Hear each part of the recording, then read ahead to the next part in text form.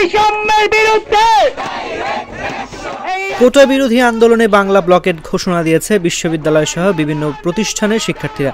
এরই অংশ হিসেবে দ্বিতীয় দিনের মতো সিলেট সুনামগঞ্জ মহাসড়ক অবরোধ করে বিক্ষোভ মিছিল করছেন শাহজালাল বিজ্ঞান ও প্রযুক্তি বিশ্ববিদ্যালয়ের শিক্ষার্থীরা।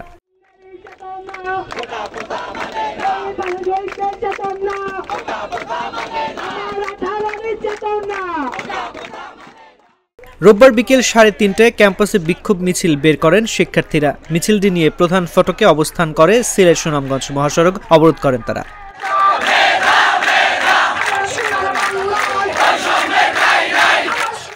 পরে বিকেল 4:10 সমস্বরে জাতীয় সঙ্গীত গান আন্দোলনকারীরা। এ সময় শান্তিপূর্ণ আন্দোলনের ঘোষণা দেন তারা। এদিকে অবরোধের ফলে সড়কের দুই পাশ জুড়ে তৈরি হয় দীর্ঘ যানজট। অনেকে হেঁটে পার হচ্ছে সমষ্টিস্থল। তবে জরুরি কাজের যানবাহন সহ অ্যাম্বুলেন্স ছেড়ে দেওয়া হচ্ছে।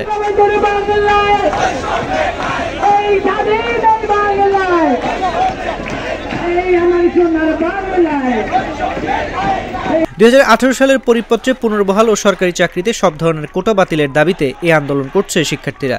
শিক্ষার্থীদের দাবি কোটা স্পষ্ট বৈষম্য, অবিলম্বে কোটা বাতিল করতে হবে, তা না হলে এই আন্দোলন থেকে পিছু হটবেন না শিক্ষার্থীরা। গতকাল বৃষ্টির মধ্যে সড়ক অবরোধ করেন শিক্ষার্থীরা। দ্বিতীয় দিনের মতো 4 দাবিতে কর্মসূচি পালন করছেন তারা।